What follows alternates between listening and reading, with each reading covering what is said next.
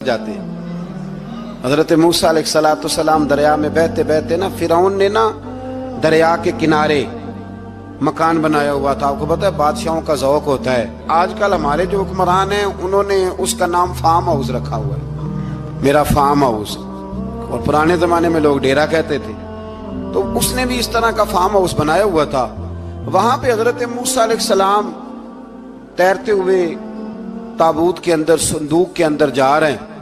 فرعون اور ان کی بیوی حضرت آسیہ بے اولاد تھیں، بڑی تڑپ تھی بیٹے کی، وہ بھی وہاں کھڑی تھی۔ صندوق تیرتا ہوا آیا تو فرعون نے کہا کہ جاؤ پکڑ کے لاؤ دیکھو کیا ہے۔ جب وہ لے کے آئے نا تو آپ کی ہمشیرہ جو نگرانی کر رہی تھی پریشان ہو گئی کہ یہ تو اس کے ہاتھ لگ گئے، یہ تو اب مار ڈالے گا۔ لیکن جب خوبصورت اور چمکتا ہوا بچہ دیکھا تو بی بی آسیہ کہنے لگی یہ بنی اسرائیل کا ہے ہی نہیں، یہ تو پتہ نہیں کہاں سے بہتا ہوا یہاں آ گیا ہے، تم ایسے ہی چھوڑ، یہ پتہ نہیں کہاں سے رکھ نہ لیں، رکھ نہ لیں۔ تو حضرت موسیٰ علیہ السلام وہ کہنے لگا نہیں انہی کے ہیں، موسیٰ علیہ السلام اسی کے ہیں۔ تو آسیہ کہنے لگی تیرے تو سر پہ نا بس بھوت ہی سوار ہو گیا، ہر وقت وہی لوگ تجھے یاد رہتے، یہ پتہ نہیں کہاں سے بہ کے آیا۔ اب رکھ لیا، مان گیا فرعون۔ آپ فرعون کے گھر میں جو اس لیے بچے مروا رہا تھا کہ میری سلطنت حضرت موسیٰ پیدا نہ ہو جائیں، تو اسی کے گھر میں پرورش پانے لگے، اسی کے گھر میں۔ اب عورتیں منگائیں گئی دودھ پلانے کے لیے، تو حضرت موسیٰ علیہ السلام کسی بی بی کا دودھ نہیں پیتے، تو آپ کی ہمشیرہ نہ وہیں دائیں بائیں گھومتی رہتی۔ تو کہنے لگی جناب آسیہ سے کہ میں ایک بی بی کو جانتی ہوں، بڑی صاف ستھری ہے، مجھے امید ہے یہ بچہ اس کا دودھ پیے گا۔ تو فرعون کہنے لگا دوڑ کے لا، تو وہ اپنی والدہ کو لے کے آئیں، تو حضرت موسیٰ نے فوراً دودھ پینا شروع کر دیا۔ فرعون کو پھر تھوڑا شک ہوا۔ ایک روایت یوں بھی لکھی ہے بعض لوگوں نے کہ فرعون ایک دن اٹھایا ہوا تھا حضرت موسیٰ کی، ابھی تھوڑی سی عمر تھی، تو آپ نے اس کی داڑھی پکڑ کے تو ایک گھونسا دے مارا، جلالی تو شروع سے ہے نا۔ تو کہنے لگا آسیہ تو مان نہ مان یہ بچہ وہی ہے۔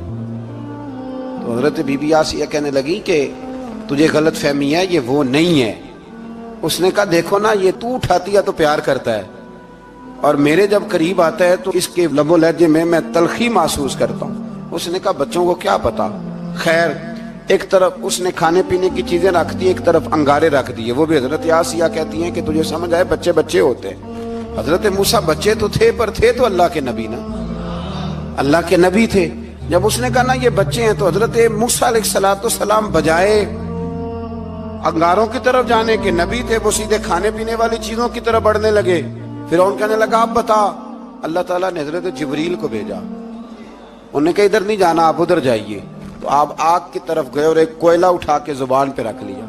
تو آسیہ کہنے لگی سمجھ آئی، بچے کو کیا پتا کدھر جانا ہے کدھر نہیں جانا، اگر وہ اتنا ہی خیال ہوتا وہی بچہ ہوتا تو آگ۔ اور بعض مفسرین نے لکھا ہے یہ جو حضرت موسیٰ دعا مانگتے تھے نا رب اشرح لی صدری ویسر لی امری، یہ وہ آگ کا انگارہ جب کوئلہ منہ میں رکھا تھا نا تو اس کی وجہ سے زبان میں کچھ لکنت آ گئی، تو آپ دعا کرتے تھے کہ یا اللہ میری زبان کی وہ بند گرا کھول دے تاکہ میں کھل کے فرعون کے سامنے بات کر سکوں۔ وہیں حضرت موسیٰ پلنے لگے، وہیں پلے، وہیں جوان ہوئے، وہیں اللہ نے ساری دولتیں دی، بہن بھی ملی، ماں بھی ملی، اور سارے عزیزوں کا پیار بھی ملا۔ اسی گھر کے اندر اللہ نے پرورش کر کے فرعون کے ظلم سے بنی اسرائیل کو نجات عطا فرمائی۔ موسیٰ بھی فرعون کے گھر میں پلنے لگے، اور جب جوان ہو گئے تو فرعون کے ہاں جو ظلم ہوتا تھا حضرت موسیٰ اس پر بول پڑتے تھے، جلال فرماتے۔ تو فرعون پھر ناراض رہنے لگا، یہاں تک کہ اس نے آپ کو نکال دیا، آپ تشریف لے گئے وہاں سے۔ تو حضرت موسیٰ ایک دن شام کے وقت دوبارہ آئے بستی میں، لوگ سوئے ہوئے تھے، تو دو آدمی، ایک بنی اسرائیل میں سے اور ایک فرعون کی اپنی قوم میں سے، وہ دونوں آپس میں جھگڑ رہے تھے۔ لیکن وہ جو حضرت موسیٰ کی بنی اسرائیل کی قوم کا شخص تھا اس پر وہ قبطی، وہ جو فرعون کے قریبی لوگوں میں سے تھا، وہ ظلم کر رہا تھا اور بوجھ اٹھانے کی بات کر رہا تھا۔ اب اس نے حضرت موسیٰ کو پکارا کہ یہ دیکھے میرے ساتھ کس طرح کی بات کر رہا ہے، تو حضرت موسیٰ کا ارادہ بھی نہیں تھا، آپ نے بس اس کو سمجھایا، پر کچھ لوگوں کو سمجھ، تو حضرت موسیٰ نے پھر ایک مکہ مارا ایک घोंसा मारा, सिर्फ एक ही। ये कई तगड़े और दलेर इस तरह के भी होते हैं कि घोंसा एक भी बर्दाश्त नहीं करते।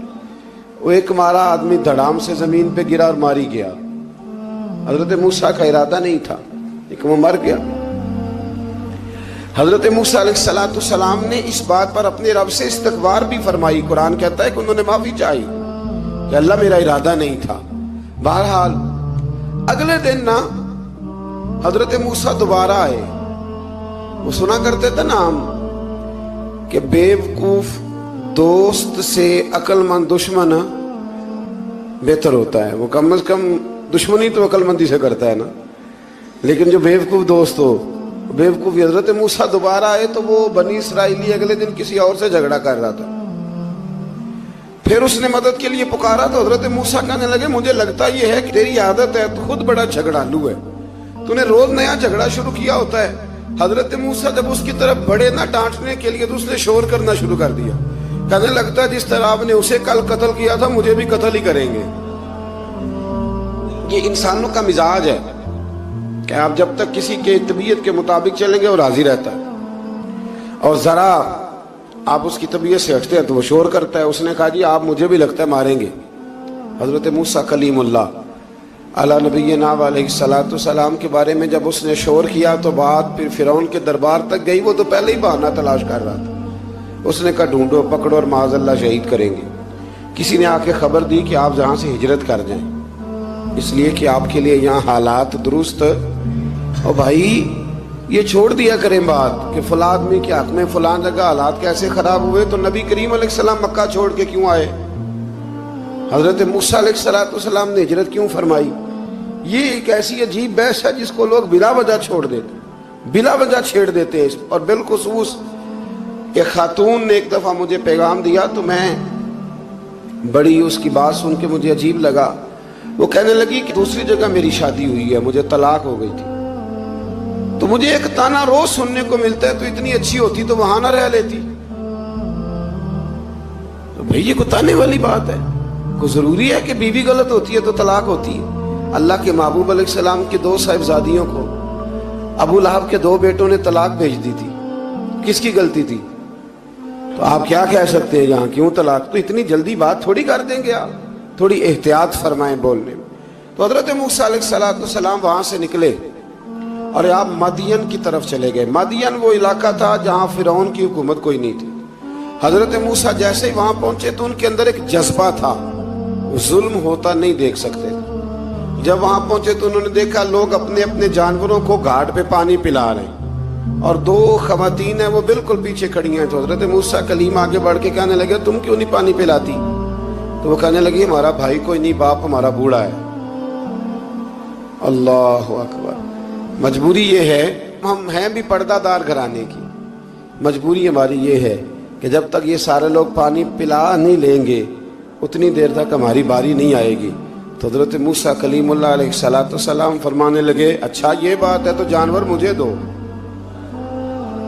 वो हो ये रहा था कि चूंकि मर्द पानी पिला रहे थे तो और जितने भी मर्द आते जाते थे वो घुसते जाते थे और औरतें बेचारी खड़ी थी। हजरत मूसा झट से आगे बढ़े, पीछे हटो।